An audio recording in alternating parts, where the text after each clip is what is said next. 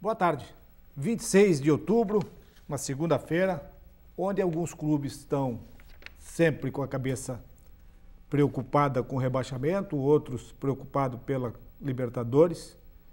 E não dá para dizer também que existe uma preocupação em cima da conquista do título, porque eu acho muito difícil o Atlético Mineiro dar a volta por cima, apesar de ter agora o confronto direto com a equipe do Corinthians. Não teremos rodada nesse meio de semana.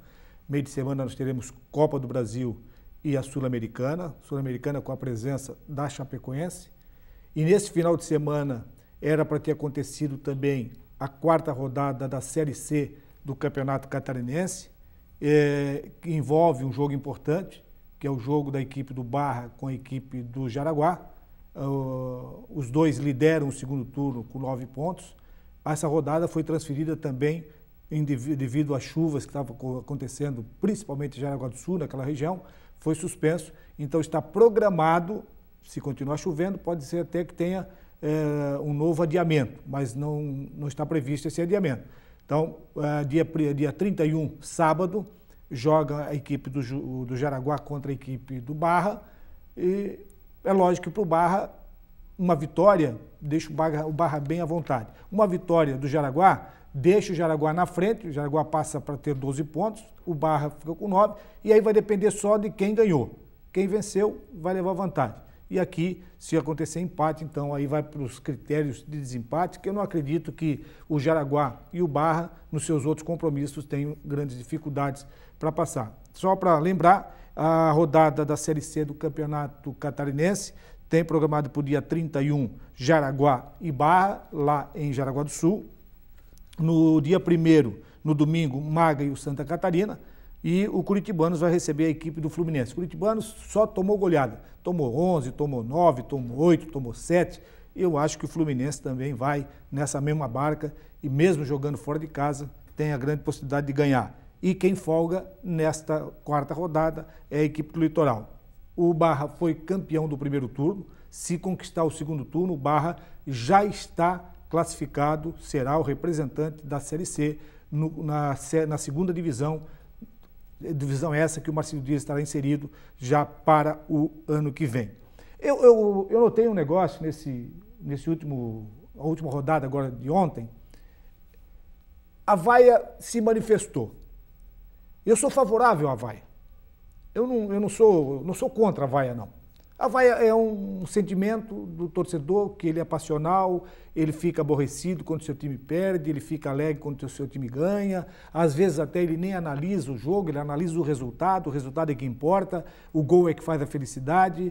E nesse sentido, eu acho que você pode ir para o estádio, você pode vaiar, você pode, dentro de uma normalidade, não na violência que foi feita lá em Curitiba, no vestiário, quando os atletas do Curitiba, quando estavam indo para o vestiário, entrou um grupo de torcedores, deu um monte de rolo lá, e aí até os jogadores do Curitiba tiveram que se deslocar para o vestiário de São Paulo, um problema sério. E o Curitiba já tinha feito isso quando caiu no jogo aqui em Joinville, quebraram o estádio inteiro ali, pegaram não sei quantos jogos, tanto o Joinville quanto a equipe do... E o jogo não era com o Joinville, parece que, se não me engano, era o Vasco, nesse jogo aí. Vasco e Atlético Paranaense. Vasco e Atlético Paranaense. Mas quebraram da capital lá de Curitiba. Né? Exatamente, quebraram tudo lá. E já que o Kaká se manifestou aqui, nesse primeiro bloco, o Kaká também vivenciou esse tipo de manifesto. E eu queria saber, então, da sua opinião, Kaká. Essa violência vai imperar daqui para frente, porque tem 7 times na degola, brigando para não cair. E tem lá um pouco também brigando para chegar na Libertadores. Boa tarde, Kaká. O que você analisa dessa posição da torcida, principalmente quando começa a vaiar o seu time? A vaia do Guerreiro, eu até acho que foi uma vaia assim mais mista. O que você acha disso? Boa tarde. Boa tarde, Eládio. Boa tarde aos amigos da Univale. É o seguinte, todo ato de manifestação é válido, manifestação pacífica. E no caso do futebol, o torcedor que paga ingresso, que vai ao estádio, que participa, que joga junto com o time, esse torcedor tem o direito de vaiar o time, de cobrar do time. Agora o torcedor que vai só, aqueles modinhas, não tem que falam, que vai só no embalo, esse torcedor, o jogador profissional não tem que levar em conta. O jogador profissional precisa da motivação, precisa ser cobrado também. Mas do jeito que foi lá em Coritiba e que já aconteceu em outros campeonatos, o Campeonato Brasileiro, por exemplo, que você comentou em 2013, Vasco e Atlético Paranaense lá em Joinville, uma calamidade, um ato lamentável por parte de torcedores que a gente tem que falar aqui que são torcedores. Mas será que são mesmo torcedores, Eladio? Torcedor organizado, a gente acaba sabendo que tem muita coisa envolvida, é lamentável. E a política que está lá no Coritiba é complicado, porque já tem gente falando que é coisa da oposição, que liberou os portões para entrar no estacionamento. Então, é lamentável o que aconteceu em Coritiba, tem que haver punição, porque é o medo que vai limitar essas ações por parte de torcedores. Tá, e também tem outro detalhe, que o Corinthians, não é de agora, o Corinthians desde que houve a primeira convocação dos jogadores do Corinthians, e agora nessa convocação do Dunga, são 4 jogadores do Corinthians que estão convocados para enfrentar a Argentina, e também o segundo jogo do Brasil. O Corinthians quer transferir o jogo contra o Vasco da Gama. O Corinthians vai conseguir, você acha?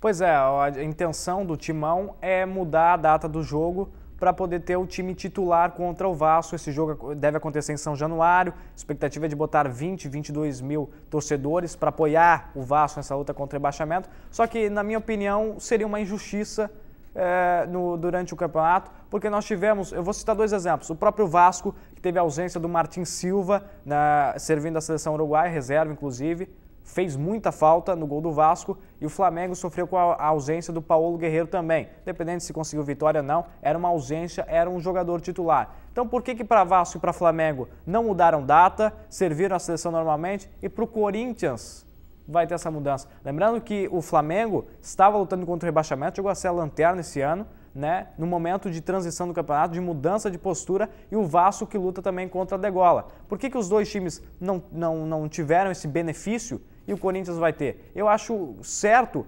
o mudar de data, não acho errado. Só que o seguinte, se vale para um, por que não valeu para os dois? Mas só que se nós pesarmos aqui na balança, é bom até para o Vasco.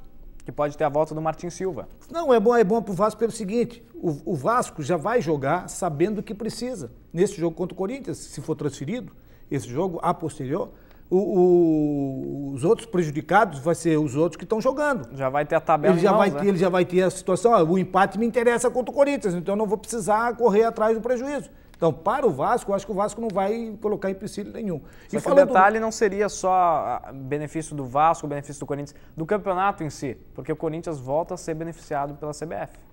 Mas eu até admito que você perder 4 dos seus titulares, você desmancha todo um sistema, e o Tite tem, aí eu tenho críticas, sou um dos maiores críticos do treinador brasileiro, e o Tite tem tentado chegar dentro de uma filosofia de união do grupo, manter o grupo na sua mão, e dessa maneira o Tite tem feito atos, inclusive o ato que ele fez comprou uma briga com o Wagner Love, então uma pressão total da diretoria, pressão total da torcida. O Wagner Love estava sendo vaiado todos os jogos, e ele peitou e disse: deixa o Wagner Love jogar. E o Wagner Love está dando aí os resultados para a equipe do Corinthians. Até eu brinquei ontem com o Jânio, que eles são injustos com o Wagner Love, tem 11 gols na competição, né? Mas realmente tem que parabenizar o Tite por ter comprado essa briga, e realmente se o Wagner Love tivesse saído do Corinthians pela porta dos fundos, como se comenta, ele não jogaria em nenhum time grande após essa saída, sairia muito em baixa. E depois é o seguinte... O que estragou ele, Eladio, na realidade, foi ter ido para o futebol chinês. O futebol chinês estraga o jogador brasileiro. Ele parece que desaprende a jogar futebol. Não sei se você concorda comigo. Não, lógico, atrapalha, porque você chega num ambiente em que você tem que jogar, como hoje você vai jogar na várzea. Você pega um jogador da várzea ali, que você vê artilheiro da competição, no campeonato amador, aí o jogador tem um destaque, aí ele vem para o time do profissional, ele vai para o âmbito profissional, e ele não se dá bem. Ele tem dificuldades. Por que ele tem dificuldades? Porque lá ele joga onde a bola está, ele está jogando, ele está correndo feito um maluco. E o futebol hoje não tem mais isso, o futebol hoje tem disciplina. E é isso aí que o Tite está conseguindo colocar. Eu observei ontem no jogo do Corinthians a maneira como a defesa do Corinthians se porta. É a defesa menos vazada, é uma defesa forte, é uma defesa que tem postura, mas acima de tudo tem um sincronismo da linha de impedimento impecável. Eles fazem ali no impedimento que o Guerreiro ficou 3 ou 4 impedidos, os atacantes dos adversários também têm ficado impedidos, e esse impedimento é por quê? Porque o jogador que está numa outra situação, fora do lance do jogo, ele sai dali, ele não fica dando condição, ao inverso dos outros. O caso do Flamengo, que deu margem para que o Wagner Love recebesse aquela bola. Se o zagueiro se antecipa na bola, ele deixa o Wagner Love impedido. É isso que o time do Corinthians faz. Então, por isso, mérito para a equipe do Corinthians, pelo trabalho que o Tite vem fazendo. E esse trabalho que ele fez com o Wagner Love valoriza muito, muito o treinador.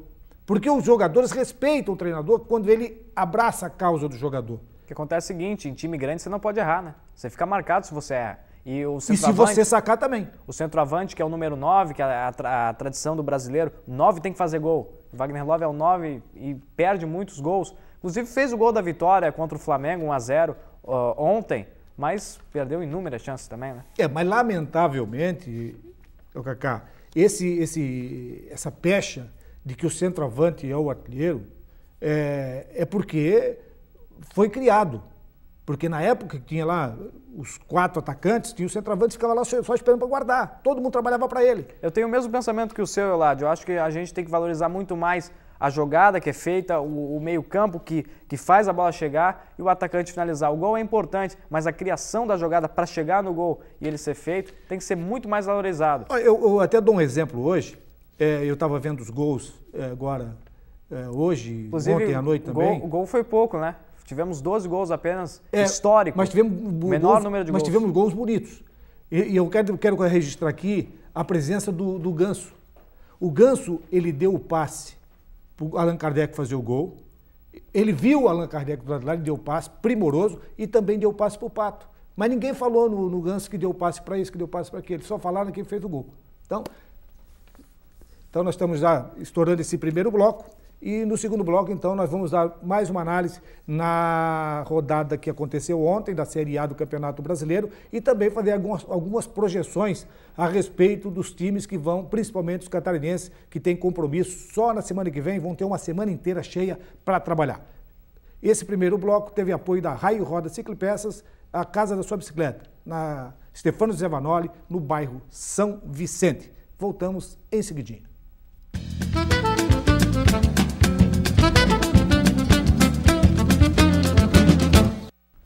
Estamos de volta e esse segundo bloco tem apoio da Cajomar, onde você encontra de tudo para decorar o seu ambiente e agora também com venda de grama sintética. A Cajomar fica na Avenida Irineu Bornaus, em 1445, tem o melhor preço da cidade. Se você está pensando em decorar o seu ambiente, procure a equipe da Cajomar, que você será bem atendido e tem o preço facilitado para você fazer a sua bela decoração. Então nós vamos agora passar aí os resultados de ontem do campeonato da Série A. E depois, em seguida, vamos falar a respeito da posição dos catarinenses, que tem uma semana para poder se preparar. Vamos ver, quero saber a opinião do Cacá, se dá para aproveitar esses dias todos aí, todos os times, porque poucos times de Santa Catarina, a não ser a Chapecoense, está envolvida com o jogo no meio de semana. Vamos então à tabela? Os resultados? O campeonato da Série B. Da 32ª rodada, aconteceu na sexta-feira, Macaé 1, Mojimirim 0, o América Mineiro 2, Oeste 1, esse jogo da sexta-feira. No sábado, complementa a 32ª rodada, Sampaio Correia 2, Paysandu 0, Náutico 1, Botafogo 4, Botafogo saiu daquele marasmo, o Atlético Goianiense empatou com Santa Cruz 0-0 e também o CRB empatou com o Vitória em 0-0. No sábado também, às 21 horas, Bragantino 3, Luverdense 2, Ceará 2, Boa Esporte 1. A classificação na Série B, após a 32ª rodada já realizada, o Botafogo lidera com 62 pontos, seguido do Vitória com 57, o América Mineiro vem com 54 também o Bahia na 4ª colocação, na 5ª colocação vem o Sampaio Correia com 50, 6º lugar Santa Cruz 49, 7º Paysandu 49, 8º Náutico 49, nono Bragantino 48, décimo Luverdense 48. 11º CRB 44, o 12º Atlético Goianiense 43, 13º Paraná 39, 14º Criciúma 39, 15º o Macaé 38, o Oeste tem 38 na 16ª posição e lá na zona de rebaixamento Ceará 32, ABC 27, Boa Esporte 24 e Mogi Mirim 22. Eu não vejo aí que tenha problema para a equipe do Criciúma em relação a basta um empatezinho, mais uma vitória, resolve a situação. No Campeonato Brasileiro da Série A, 32ª rodada, começou no sábado com Fluminense 0, Atlético Paranaense 1. Às 18h30, Internacional 1, Joinville 0, péssimo resultado para o Joinville. Figueirense e Santos 0-0, bom resultado para a equipe do Figueirense. E o Palmeiras acabou perdendo para a equipe do Sport por 2-0. E no domingo, às 17 horas, Corinthians 1-0 contra a equipe do Flamengo. O Vasco empatou com o Grêmio 0-0, até acho que foi um resultado razoável. O Vasco, lógico, precisava vencer, mas o empate não foi dos piores. 29 o Curitiba que perdeu em casa. O Curitiba que perdeu em casa para o São Paulo por 2-1. E a Chapecoense empatou com o Avaí em 0-0. Também eu acho que foi um bom resultado para a equipe do Avaí. No domingo, às 18 horas, o Goiás perdeu para o Grêmio por 1-0. E no finalzinho, às 19h30, o Atlético Mineiro consolidou a sua vantagem de jogar em casa, venceu Ponte Preta por 2-1. A classificação: Corinthians largado na frente com 70 pontos em primeiro lugar, segundo Atlético Mineiro 62, e em terceiro Grêmio 56, em quarto Santos 50, quinto São Paulo 50 e o sexto Internacional 50. Todo mundo empatado, aí só nos critérios de desempate é que definiu a classificação. Sétimo Sport 49, oitavo Palmeiras 48, nono Ponte Preta 47, décimo o Flamengo com 44. 11º Cruzeiro 44, 12º Atlético Paranaense 42, Fluminense está na 13ª com 40 e aí todo mundo na zona do arrependimento. Chapecoense 39, 14º, 15º Figueirense 35, o Avaí está na 16ª com 34, depois vem Coritiba com 33 na 17ª, 18º Goiás 31, 19ª Joinville 30 e o 20º o Vasco tem 30, porque o critério de desempate, o Vasco tem um saldo negativo, um monte de saldo negativo, por isso ele está na lanterna da competição. Então nós não teremos rodada nesse meio de semana, só a Chapecoense vai jogar com o River, uma situação complicadíssima para a Chapecoense, perdeu lá na Argentina por 3-1, vai ter que virar o resultado e não vai ser fácil para a equipe da Chapecoense. Kaká, você acredita que a Chapecoense pode fazer um milagre, como fez naquele jogo contra a equipe do Palmeiras? Eu acho que a Chapecoense pode, o torcedor tem que acreditar, tem que ir na Arena Condá, lotar novamente, porque é o campeonato da Chapecoense. Chapecoense, na minha opinião, não cai mais e vai sonhar com a Sul-Americana. Por que não? A Ponte Preta, em 2013, chegou na final, acabou perdendo, mas chegou na final. Então a Chapecoense tem tudo aí para fazer uma Sul-Americana brilhante e eu acho que 2-0, com apoio do torcedor, é possível. 1-0 seria melhor, mas infelizmente tomou um golzinho no final. 2-0, não é para o torcedor desacreditar não, tem que ir no estádio, lota aquela Arena Condá e empurra para cima do River. O River tem que se cuidar. Pressão foi o que decidiu o jogo da Chapecoense lá na Argentina. Vamos fazer pressão aqui no Brasil também. Tá, teve uma paralisação dos jogos da Copa das eliminatórias e eu ainda fiz uma pergunta assim, será bom parar, ficar uma semana treinando para decidir? Para alguns times foi bom, para outros não foi. E nessa rodada agora, que em função da Copa do Brasil e também da Sul-Americana, não teremos rodada no meio de semana, todo mundo vai ter uma semana cheia para trabalhar. Isso dá para corrigir algum erro? Dá sim, o treinador vai analisar o time, vai ter aquela recuperação, quem está no departamento médico também. O treinador reclama que não tem tempo para treinar. Então agora vai ter tempo para treinar, ajeita o time e vai ter a pressão de ter que ganhar o jogo no final de semana pelo tempo que teve para trabalhar, né? O Argel Fux reclamava que não tinha tempo para treinar o time do Inter depois que assumiu. Teve tempo com essas paralisações, vai ter agora de novo. O Argel que faz um trabalho muito bom no Internacional. Méritos para o Colorado tá aí com a mesma pontuação do Santos no G4. Vai incomodar, tá? Santos, São Paulo e Internacional brigam diretamente por essa quarta vaga. Então nós vamos aqui analisar aqui. O Avaí no final de semana vai enfrentar a equipe do Cruzeiro, vai jogar em casa. O Avaí tem que fazer por merecer e fazer valer o fator casa, né? O problema maior é que o Cruzeiro mudou o pensamento agora no campeonato. O Cruzeiro brigava contra o rebaixamento desesperadamente. O Cruzeiro tem a mesma pontuação do Flamengo. O Flamengo está 6 do G4. O flamenguista ainda acredita que pode chegar na Libertadores ano que vem. O Cruzeiro com a mesma pontuação também acredita. Então vai ganhar esse jogo, vai jogar para ganhar esse jogo contra o Avaí na ressacada. É uma parada duríssima para o Avaí, seria melhor o Cruzeiro brigando contra o rebaixamento, porque agora está embalado. Então eu acho que o Avaí vai ter que jogar certinho, não pode errar, é o jogo da vida do Avaí novamente, na ressacada tem que ganhar. E o Figueirense, teoricamente, vai pegar num confronto direto um adversário que é o Coritiba. O Figueirense não pode pensar nem em empatar esse jogo. Até porque o Figueira já empatou em casa nessa rodada. Na minha opinião, se você analisar só o resultado, Figueira e Santos 0-0, bom resultado.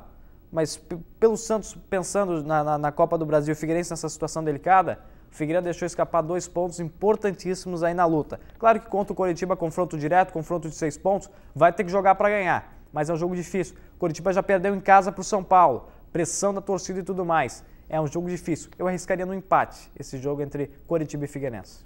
E o empate não é bom aqui para a equipe do Figueirense. Eu acredito que não. O Figueira iria a 36 pontos, né? Coritiba ficaria com 33. Mas ele ficaria ameaçado para na próxima rodada ter mais pressão em cima do Figueirense. Seria bom matar o jogo já. Teoricamente, esse aqui é um jogo até relativamente que dá para o Figueirense vencer. E o Joinville pega uma pedreira, vai pegar a Ponte Preta em São Paulo. A Ponte Preta que deu trabalho ontem para a equipe do Atlético Mineiro. Essa Ponte Preta... Essa é a mesma Ponte Preta que quase ganhou do Corinthians em Campinas, né? Empatou em 2-2, o Corinthians fez o gol no finalzinho. A Macaca está embalada também. Outro time que sonha com G4, o Joinville pode se complicar, pode já conseguir a vaga aí para a Série B nessa rodada contra a Ponte Preta. Não acredito que o Jack consiga um bom resultado lá em Campinas. Eu não sei se você comunga do mesmo pensamento meu. Eu tenho visto os jogos do Joinville. O Joinville, nesse segundo turno, ele teve uma ascensão. Ele teve, dentro de campo, um comportamento diferente do primeiro turno, onde ele sofreu bastante, perdeu jogos infantis. O Vasco e o Joinville se assimilam não apenas na condição da tabela, se assimilam também quando acordaram para a Série A. Porque deixaram para contratar, para trazer o treinador certo, montar o time certinho, com o campeonato andando. Já perdeu um monte de pontos em casa. O Vasco foi assim. O Joinville também foi assim. São os 2 piores times do campeonato, não é à toa. Não é por causa da arbitragem. A arbitragem influencia. Mas o que determinou o Joinville em 19º com 30 pontos e o Vasco 20º com 30 pontos foi a má administração no começo do campeonato. Não estavam preparados para jogar a Série A. Aliás, o Joinville há um tempão que não jogava a Série A e o Vasco, que vem aí de 2 rebaixamentos, não está preparado para jogar a Série A. Tomara que se salve, mas não está preparado para jogar a Série A. E tem um detalhe aqui também. A Chapecoense, ela está numa margem de segurança, e a Chapecoense está nessa margem de segurança pela brilhante campanha que fez no primeiro turno. Ele conseguiu acumular uma gordura suficiente para estar agora nessa situação, porque o segundo turno foi um péssimo para a equipe da Chapecoense. Agora que ela começou a acordar dentro da competição e vai pegar o Atlético Paranaense lá no Índio Condá, pedreira, porque esse Atlético Paranaense está infernizando a vida de todo mundo que ele está jogando. O Atlético Paranaense chegou a ser líder do campeonato, né? É um time que a gente não pode subestimar. É o seguinte, a Chapecoense jogou como time grande no primeiro turno. Venceu em casa, era fortíssimo em casa e corria para pegar 3 pontos, perder de pouquinho, não ser goleada, né? Fora de casa. A Chapecoense tinha um planejamento. Aliás, é um time a ser espelhado pela boa gestão que é feita, não tem dívidas, não adianta patrocínio. Então a Chapecoense é um time que pode se solidificar nessa Série A e vir a ser um time grande, sim. Hoje é o melhor catarinense, né? Vamos ver se consegue se manter na Série A, de repente conquistar um título internacional na Sul-Americana, por que não? A Chapecoense tem um projeto para o futuro e a gente lamenta porque o Marcílio Dias poderia seguir essa estrada que a Chape vem seguindo, mas infelizmente a esperança Enquanto o Marcílio fica aí nesse marasmo da situação, até tinham marcado uma reunião, a reunião não aconteceu, e prevalece a convocação para a eleição do Conselho no dia 16, a eleição dos conselheiros, e depois no dia 24 a eleição da mesa diretora. Continua ainda essa situação e aí vamos ver o que vai acontecer no Marcílio Dias. Agora, no finalzinho desse bloco, eu só queria saber o seguinte: Ontem nós discutimos, você, eu e o Jânio, a respeito da Sul-Minas. A Sul-Minas continua a briga e amanhã tem uma reunião séria na CBF. A Sul-Minas está batendo de frente com esse colegiado, achando que esse colegiado não vale nada porque tem que ter a presença do clube. O que você acha? Essa Sul-Minas vai dar de frente com a CBF? É um projeto para dar de frente em breve. Não sei se agora no nascimento já bateria, já entraria em conflito, porque a Sul-Minas depende da CBF para nascer, né? Para ano que vem eles já querem estrear o campeonato e tudo mais. É uma ideia genial. Eu, como vascaíno, torço para que o Vasco mude a sua posição e entre realmente nessa liga, porque é um pensamento para o futuro. É um projeto muito bom. Tá aí os grandes times dentro dessa liga, né? Não é à toa que tá Fluminense, tá Flamengo, tá dupla Grenal, tá os times querendo entrar também, o Santos. Então, eu acho que o futebol brasileiro tem que entrar em novo pensamento. Acho que a gente ficou meio que ultrapassado. Não é à toa que tomamos de 7-1 na Copa. Não é à toa que fizemos uma Copa América pífia. Estamos se arrastando nas eliminatórias. O pensamento do futebol brasileiro tem que ser mudado, tem que ser revisto. Mas você não acha que isso aí é um grupo de dissidentes? O Calil, ele estava já escondido, estava sumido. E o Calil entrou nessa briga. Mas eu acho que é um grupo dissidente que vai dar pano para manga ainda. Vamos aguardar essa reunião de amanhã. Se for semelhante à Copa Nordeste, é uma boa. Então vamos torcer para que realmente as coisas aconteçam daqui para frente e vamos esperar essa reunião que está programada para amanhã. Estamos encerrando esse bloco de segunda-feira e amanhã estaremos de volta com Uniesportes, mais uma vez trazendo aí as novidades do Marcílio Dias, novidades do futebol brasileiro e também a perspectiva da Chapecoense.